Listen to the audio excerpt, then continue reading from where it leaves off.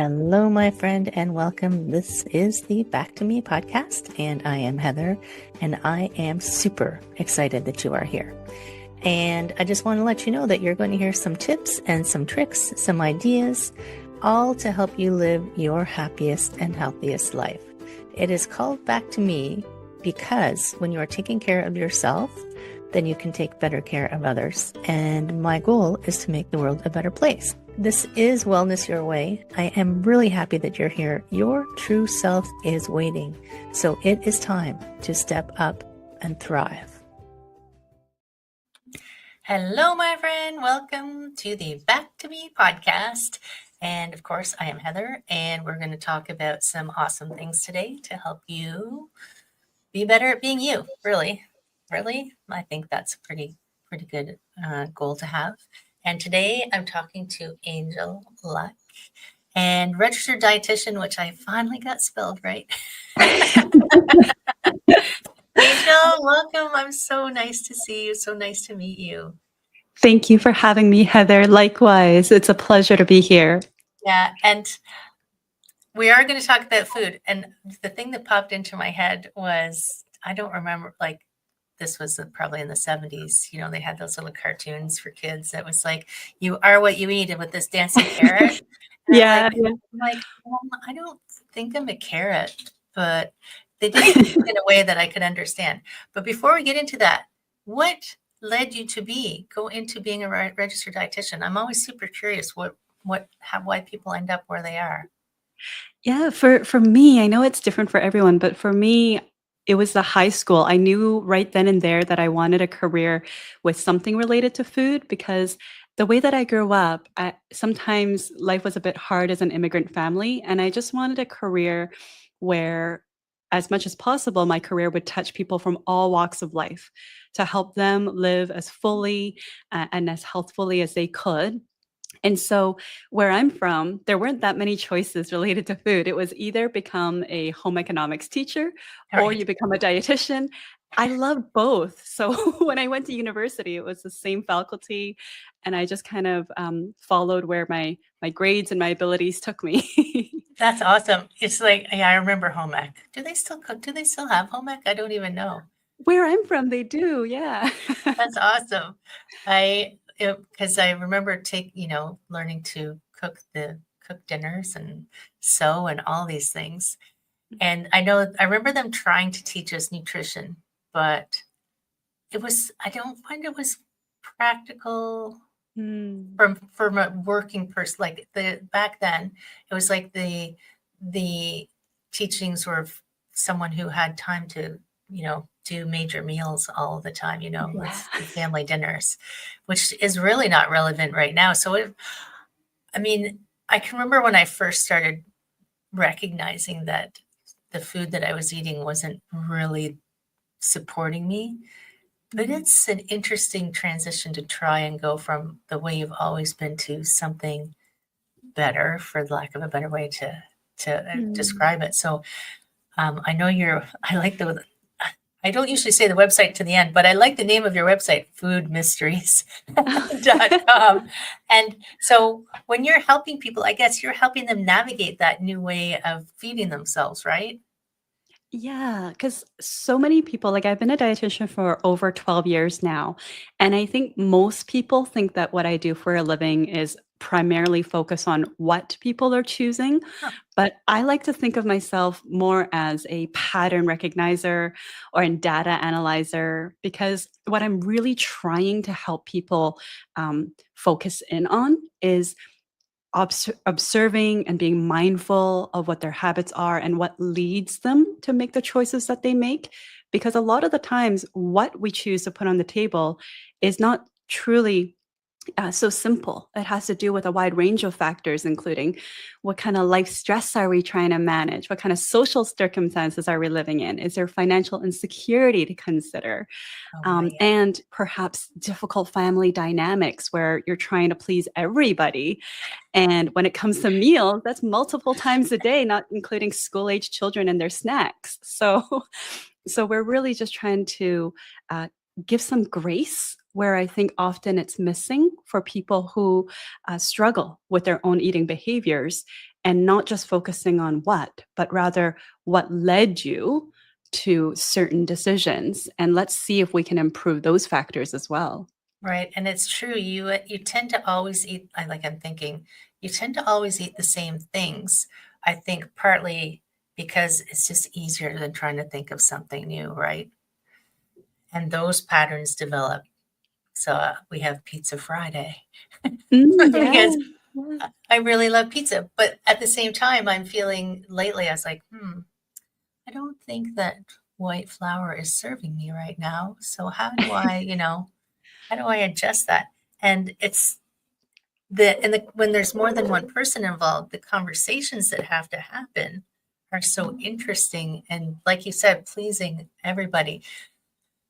So, are there strategies for making sure everybody's getting what they need? And because even people in the same family might need to have different nutritional requirements or Mm. patterns of eating, right? Yeah, yeah. There's no cookie cutter method. And that's why I often warn against people who might gravitate towards meal plans or very Mm. specific, targeted, kind of black and white thinking that puts things in neat little boxes. Because at Right. the end of the day, the only way for any family to kind of find a happy medium, or whatever you want to call it, common ground, is by having an open and honest conversation as a family unit, but also get some professional support where you need it, and recognize that whatever plan you develop right now, it's a dynamic, living, breathing plan that evolves as maybe the children get older, as maybe health issues resolve or develop. Um, so I want to say that a lot of times we're so busy in today's busy, hectic lifestyle that we don't even have time to talk with one another and to really establish sort of meal planning. And so the base of home economics, a lot of it has to do with, well, like you said earlier, someone dedicated to the home. Their full-time job was doing these things. Yeah. And now that most families don't have that, we really feel the ripple effect of, wow, when this full-time job isn't actually managed by someone, it ends up being that there is some level of dysfunctions and some level of low-level stress, because everyone has to eat every single day to stay alive. So it's not necessarily something we can just shove under our rug and deal with a couple months at a time, you know? Well, and look at the explosion of convenience foods, right? So, here, I don't know if you have HelloFresh where you are, but We these do, food yeah. boxes that show up and look, your food is there for you. So that takes a level of deciding out of it. And you see all these lunch pockets, and this is so easy, and this is so easy, and this is so Yeah. easy. And I think sometimes we trade our autonomy of decision making, like our responsibility for decision making, and really tuning into what would be a good choice for us, for because you said we're so busy, like that convenience of, well, this is what I can do right now, so I'm going to do it. And I like the way that you said that this full-time job that nobody does anymore, it is a full-time job, right? Mm. And food, yeah, nobody took over that job. We're Yeah, I just understaffed. wanna we are understaffed, isn't it? I mean, and I think food is just one of those things where, there's that saying, "Oh, let food be thy medicine," right? But I think without meaning to, a lot of people take that in a certain direction. So Mm, when the night is sort of quiet, when all the responsibilities are taken over, majority of people struggle with comfort eating mm, or boredom snacking or using food as companionship, because perhaps they're lonely and they can't call someone at 2 a.m., right. but they can certainly reach for something. And I think that also speaks to how disconnected sometimes society can be, despite how supposedly connected we are in social media. I think more and more people are feeling lonely and stressed and overworked, and they're just trying to feel better. And food is one of those things that have that ability, short term, Yeah, and unfortunately has some long term repercussions too. right. Yeah, it's funny you say that because just yesterday I told my husband, so my comfort food is white bread toast with butter and tea with milk and sugar. And that's just because, as a little kid, when I was sick, what did I have? Because my family is Mm. British. Tea with milk and sugar and toast with butter. I was like, that's my comfort food. But I do feel lately like I need to cut out bread because I have Mm. low level systemic inflammation, which nobody would Oh. notice but me, right? Mm. It's just because I'm hyperly keen aware of myself. And when you get to that, you can't have your comfort food. People, if they're not in a position of, I guess, having someone to help them through it or having a way to navigate those changes is hard, right? Yeah, absolutely. Because for myself, I have my own comfort foods. Personally, it's potato chips, and it Yeah. has to be very specific kinds, like the hard kind. I don't know if you guys have hard bite Oh, where yes, you those are are. good. Oh my gosh, so good. But I think sometimes we fall prey without a little bit of objective perspective. And that's where sort of seeking a professional counselor or a facilitator like yourself to kind of give that objectivity.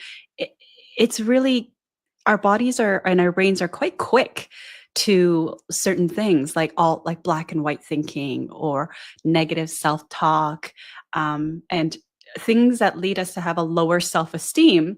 And then of course if we start feeling worse about ourselves, then we want even more comfort. Yeah, So where are we going to seek it out unless again someone more objective says, well, what are some alternative ways to make us feel better, more like ourselves, just like your podcast is all about?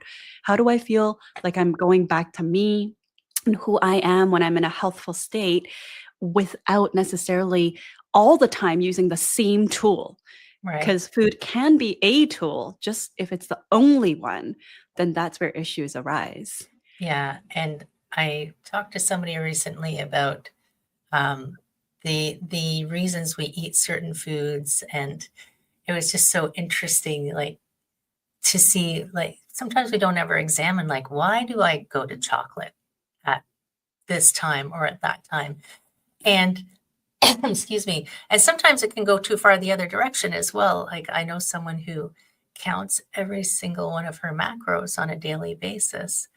And I think, well, that's no fun, no fun, first of all.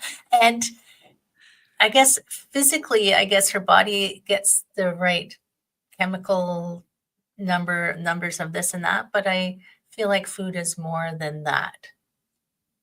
What do you think about people who go too far the other Yeah. way? So, for about 7 years of my career, I was actually working in a metabolic and weight loss surgery Mm, program. So, there was sort of my first and very lasting impression of people who did exactly that. Not only would they count macros, some people even counted micronutrients, and it became an all consuming, number focused kind of approach. And while as dietitians or healthcare practitioners, we may ask for short term journaling simply so we get a glimpse of what your typical pattern of eating looks like. Long term, journaling is often not the best approach because there becomes a obsession and fixation again over what, because sometimes what you choose comes at the expense of a lot of other things. Perhaps it's feeling like you're slowly developing disordered eating patterns or mm, behaviors. And you don't necessarily need a full blown diagnosis of an eating disorder to display disordered eating behaviors. And as an adult, if you start behaving that way, is the cost of this journaling or obsessive checking is the cost also that the ripple effect is that you're role modeling to your children who are watching us and developing their own mindsets and their own relationship with food, and so on and so forth. So I do discourage unless it's truly indicated for very specific and most likely short-term purposes. right. And it's a lot of work. Like we were talking about people don't have time. It's a lot of work to keep track and journal of everything that you do, eat. like all of that. Like I've seen some that also want you to track your mood. I'm like, I don't know, I'm annoyed right now because I have to write this down. Yeah. I know. I've been asked to do journaling before too, and I was like, "This honestly, I came to you for overwhelm and feelings of burnout, and I just feel like this is another to do." Yeah. I don't need another thing to do on my That's list. right. So when you're working with people, do they tend to just like what are some of the reasons that people come to see you? And I guess that your approach, I feel, is different than what people expect because you're not saying eat this, don't eat this. So Mm. what does that kind of look like when people come to see you? Yeah, what it looks like is generally I'll see them for an hour, and people are shocked by how long the appointment's set for, but it's because I spend about 50% of the time, at least for a first appointment, just asking a lot of questions to fill in my learning gaps about that person so that I don't make false assumptions simply based on the referral reason or the reason they say they want to see me, because quite often it's not the same. So I'll ask them everything from, not the basics, like, do you have food allergies, intolerances? Do you have digestive health issues I should be aware of? But also social history. If you're comfortable, can you tell me who you live with? Are there any considerations you have to make when you meal plan? Or how often do you dine out and why do you think that is? Or especially in a lot of chronic inflammatory conditions, I'll ask, stress plays a huge role in cortisol and how that affects our long term health and our ability to manage conditions like type 2 diabetes or high Mhm. cholesterol or arthritic conditions. So, how would you rate your stress? And so it becomes a very comprehensive conversation where by the time we hit sort of the midway point, I'll just say, if there's nothing else you'd like to share with me today, then I'll pivot over to observations of what you've shared and then perhaps some recommendations. And we can goal set together on what you're most ready to change. Because this is all about you and you take the lead on this part. Do you find that people are honest? Like I can remember I went to a naturopath once, and he was testing my stress hormones, and Oh. and I said I'm not stressed, but I scored the highest of the people that who had Mm. been in that day. I'm like, oh, I don't think I'm stressed, but maybe I am. Oh my god! And it's interesting, like, how stressed are you? And there's going to be some people who are oh, I'm so stressed. And there's going to be the people who say, oh, no, I'm Mm. fine. But I guess there's other indicators that help you, like, temper people's personal impression of where they are. And I think sometimes people don't realize when they have digestive issues. They just think it's normal. Mm. And I'm saying this because I used to think my digestion was normal until I realized it wasn't. Mm. Mhm, mhm. But you don't know what you don't know, right? Yeah. Yeah. That's very common, especially in females who have lived with low iron status without ever being tested or aware. They never knew they could have more energy. They're just functioning on whatever they have. And it's only until their iron levels are replenished, maybe through supplements or improved diet or probably both, that Yeah. suddenly they're like, wow, like, does everyone feel like this? Like, what have I been missing out on?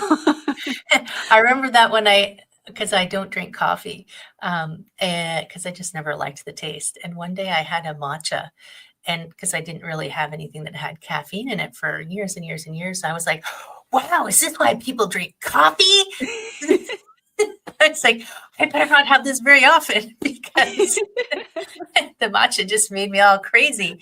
And it's so interesting that you can go like I feel like we have like there's all these specialized people to help us be healthy and Mm, to feel well, and mm, we put a lot of but we put a lot of our weight of decision making onto like our general practitioners, mm, and I feel like there's a gap there for some people because I can remember going to my GP who's I'd had my blood work done and she said my iron was fine.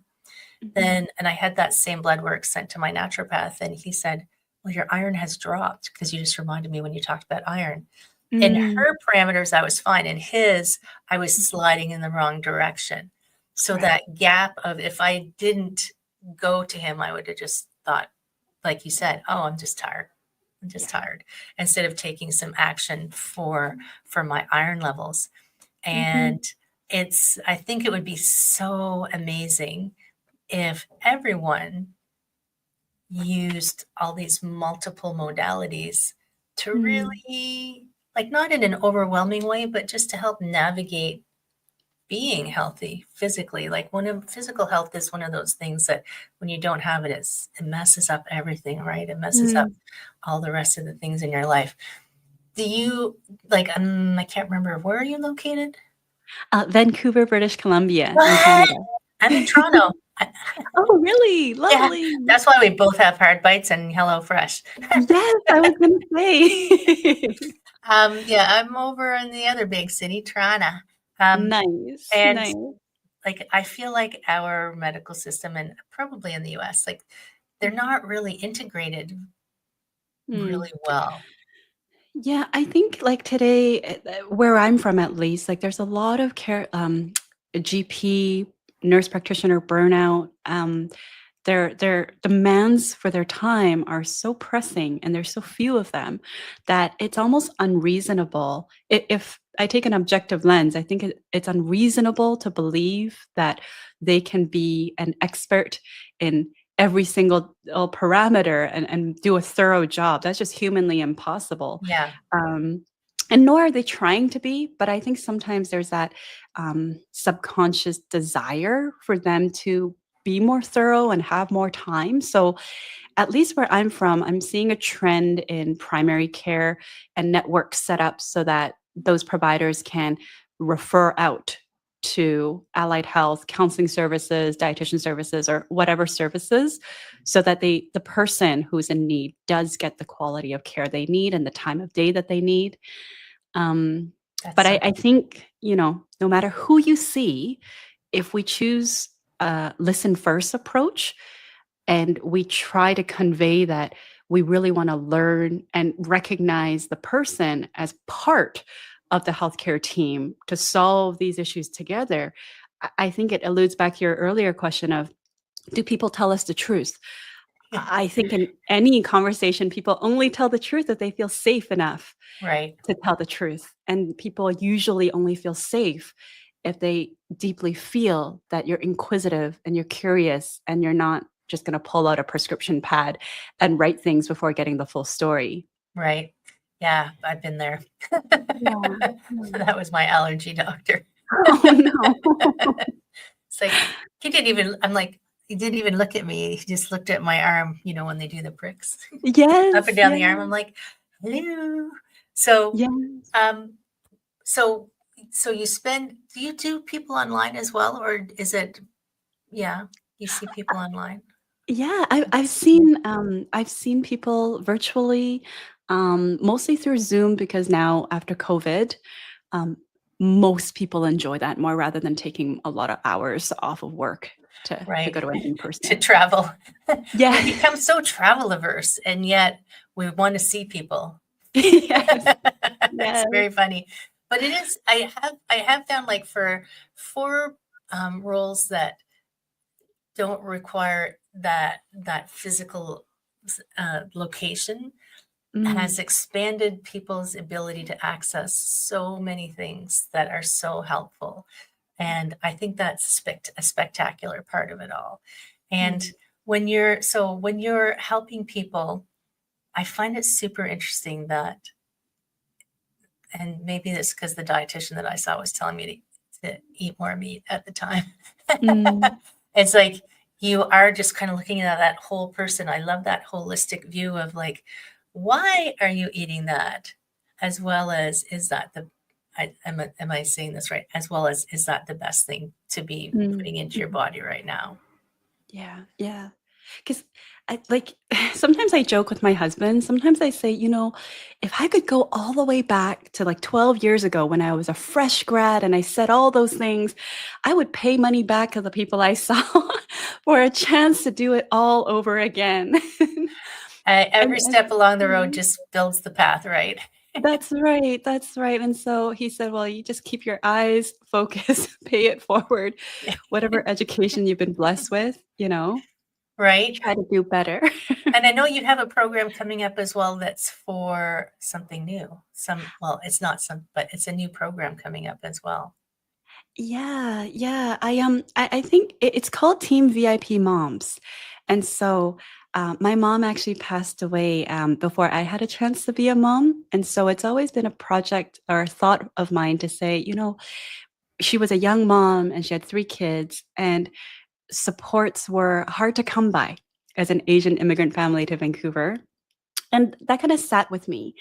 And so now I think if I were to continue to do individual consultations, of course I'm helping people, but to what extent can I help when there's only one of me and there's so many people?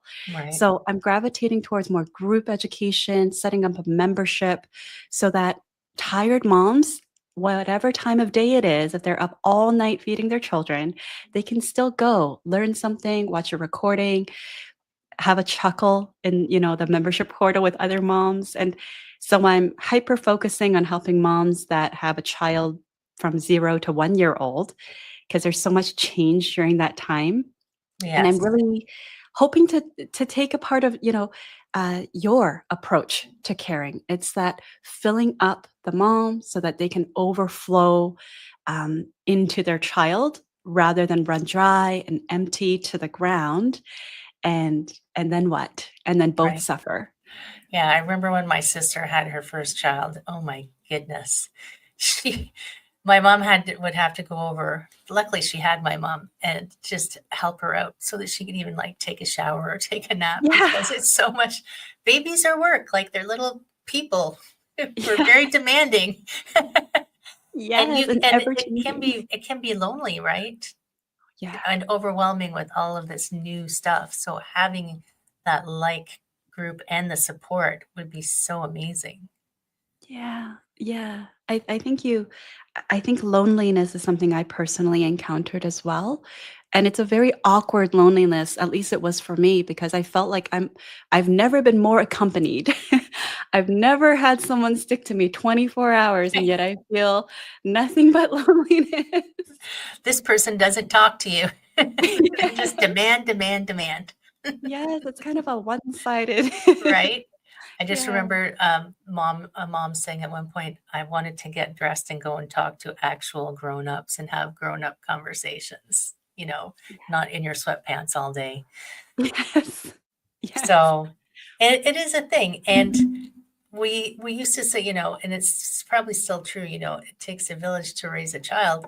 And it's because you would have all those supports, and the mother had more support, not just from the family unit, but the whole community of people. And Aunt Susan could say, "Hey, stop doing that." Mm. Now they don't. Kids do whatever they want, but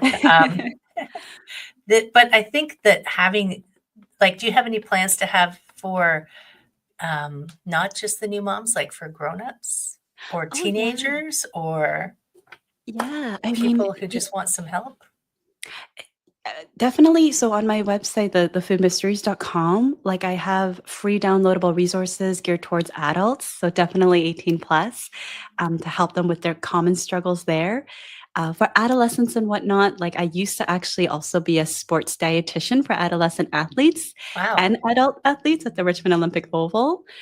So I definitely have a passion, and I wrote a book for them because I wanted, kids from all walks of life to have a low cost, low barrier kind of sport nutrition book, because sports dietitian fees can be quite high, and lots of Right. sports teams don't really What was prioritize your that in book their called? budget. Oh, it's called You Can't Out-Train a Bad Diet. Oh, yeah. Yeah, yeah. So lots of people read that title and think it's for adults and weight management, but it's actually more so for young athletes. That's good to know, because I was an RMT for 14 years, and I had a young baseball athlete who could have used your book. Yeah, Right? And he yeah. ended up with a torn rotator cuff at the age of 14. Oh my goodness. And Yeah. I'm not saying it was his diet, but it's like that training of that age really needs really good nutrition to support the stresses that are being put on the body when they're younger, right? Absolutely, Yeah. absolutely. And it's hard because their time is a limited resource. And parents, usually both working parents. So like, what do you prioritize? Yeah. Yeah. Yeah. Yeah. It's, I want everyone to prioritize, as you said, filling yourself up so much that you overflow into the rest of your surroundings and life and people. And that's all super amazing. Oh my gosh. I feel like you have a lot to share, Angel. Oh. You have a lot of good information going on here. Even though it's for athletes, young athletes, I'm going to go look at your book because Oh yeah, please. It's on I'm a Amazon. grown-up athlete, but athlete in my own mind. Mhm, mhm. And I am super interested in the download as well, because you do get a lot of conflicting information about food. Follow the Canada Food Guide. We've changed the food guide. Fat is good for you. Fat is bad for you. Eat Oh this, yeah. don't eat that. I'm like, really? Yes. I Yeah. even looked at Ayurvedic once and I just went, oh my God, I'm not allowed to eat anything. So, and I we're know. all experiments of one. Yeah, that's right. But having the support of someone like you would be so invaluable to help navigate the experiment of keeping yourself healthy, right? Mm. So Thank you when for saying that. Yes, yeah. Oh my gosh, of course. I value all people who are out in the world just really with that knowledge. Like you said, there's so much information. There's no way, let alone people who are in the health practitioners field, outside of it, there's no way we can have all that information. So having people who know and their agenda is simply to help people be healthy, I think that's a huge value to the world. Mm, And yeah, I mean, yeah, we go need more ahead. of yous too. We're sending it out into the world. I'll figure it. No, That's I don't want to right. clone myself. We don't need more of that. Oh. So is it The Food Mysteries or just Oh, foodmysteries.com? just foodmysteries.com. We're going there right after the show, friends. And that's where they can find you as well if they want to connect with you. Absolutely. That's where they'll find the free download, my contact me page, and there's a link to my book on Amazon if they want, but Cool. no pressure, different things work for different people. Absolutely. If anybody feels called to it, I know they're going to dive into it.